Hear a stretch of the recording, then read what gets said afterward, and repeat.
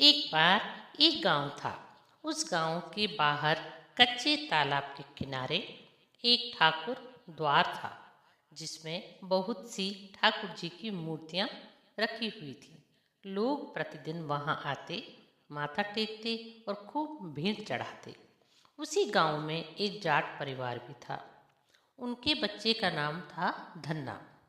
धन्ना रोज पंडित जी को ठाकुर जी की पूजा करते हुए, स्नान कराते हुए और घंटियां खड़काते हुए देखता था।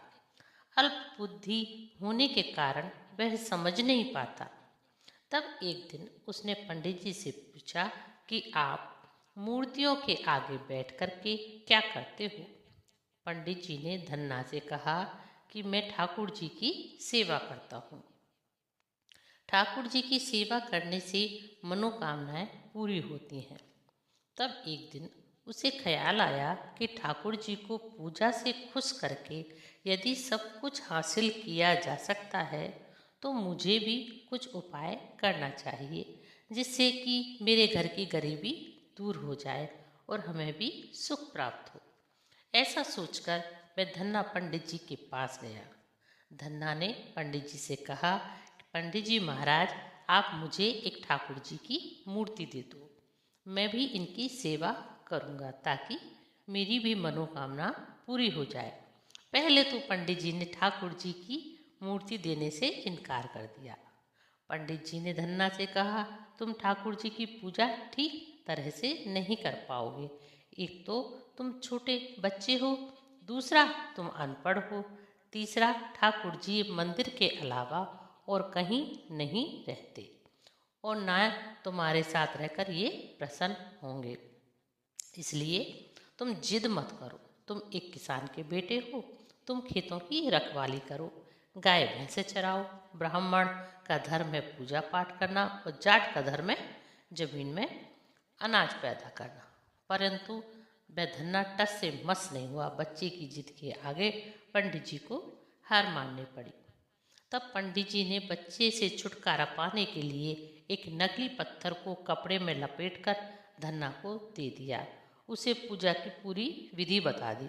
घर आकर धन्ना पत्थर की मूर्ति को ठाकुर जी समझ करके स्नान कराया। एक थाली में बाजरे की रोटी, मक्खन और लस्सी का गिलास लेकर बैठ गया और भोग लगाने के लिए कहने लगा। उसने ठाकुर जी के आगे बैठकर मिन्नतें की, भगवान से प्रार्थना करने लगा, हे प्रभु, आप मेरे भूख स्वीकार करें। मुझ गरीब के पास बाजरे की रोटी, मक्खन और लस्सी के अलावा कुछ नहीं है। और वह हाथ जोड़कर आंखें बंद करके ठाकुर जी के सामने बैठ गया। अब भला पत्थर की मूर्ति पूजन कैसे करे? पंडित जी तो भूख का बहाना बनाकर लोगों से धन हड़प रहे थे, परंतु एक छोटे से बच्चे को इस बात का कहाँ ज्ञान। तब भी उसने आंखें खोल करके देखा तो ठाकुर जी ने अभी तक भोग स्वीकार नहीं किया था। धन्ना व्याकुल हो गया। वह हाथ जोड़कर ठाकुर जी से कहने लगा, हे प्रभु, क्या आप एक जाट का भोजन स्वीकार नहीं करेंगे? यदि आज आपने भोजन नहीं खाया तो मैं भी भोजन नहीं खाऊंगा, चाहे फिर भूख से मेरी मृत्यु ही क्यों ना हो जाए। ऊपर बैकुंठ में बैठे सालिग्राम भगवान ये जानते थे कि यह धन्ना मेरा निर्मल भक्त है, छल कपट इसे आता नहीं। तभी सालिग्राम भगवान वहाँ प्रकट हो गए और श्री कृष्ण रूप में आकर धन्ना के भोग को स्वीकार कर लिया। भोजन पाकर प्रभु धन्ना से बोले, हे पुत्र, मांग, तुझे क्या चाहिए? मैं तेरी सेवा और पूजा और तेरे निर्मल साफ मन से प्रसन्न हुआ। तब धन्ना भगवान से कहने लगा, हे प्रभु, जो भी आपकी भक्ति करे आप उनके कार्य संवार देना। मुझे गेहूँ, दाल, घी देना, जूते, कपड़े, साथ में अनाज, गाय भैंस और सवारी के लिए घोड़ी देना, घर की देखभाल के लिए एक सुंदर नारी देना। धन्ना का जवाब सुनकर भगवान मुस्कुराने लगे और बोले, हे पुत्र, जो भी तूने मांगा है तुझे सब मिल जाएगा। प्रभु बोले कि हे पुत्र, कुछ भी हो वह भी मांग, जो तेरी और इच्छा हो। तब धन्ना ने कहा, हे प्रभु, जब भी मैं आपको याद करूं मुझे दर्शन दे देना, बस मुझे यही चाहिए और कुछ नहीं चाहिए।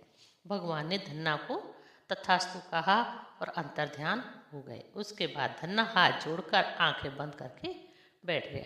थोड़ी देर बाद जब उसने आंखें खोली तो वहाँ पत्थर के सालिग्राम पड़े थे। थाली में थोड़ा सा भोजन और गिलास में थोड़ी सी लस्सी रखी हुई थी। धन्ना ने उस बचे हुए प्रसाद को खाया तो वह 3 लोक का स्वामी बन गया। प्रभु के दर्शन के कुछ दिन के बाद धन्ना के घर सारी खुशियाँ आ गई। एक अच्छे अमीर घर में उसका विवाह हो गया। बंजर जमीन उपजाऊ हो गई, उस पर फसल लहलाने लगी। उसने जो भी प्रभु से मांगा उसे सब मिला। हे ठाकुर जी महाराज, जैसे आपने धन्ना भगत की भक्ति को स्वीकार किया, उसे दर्शन दिया, उसकी सभी मनोकामनाएं पूरी की, वैसे सबकी करना। कहानी कहने वाले की, कहानी सुनने वाले की और हुंकारा भरने वाले की। घटती हो तो पूरी हो, पूरी हो तो परवान चढ़े, भूले बिसरे नाम तेरे भंडार भरे।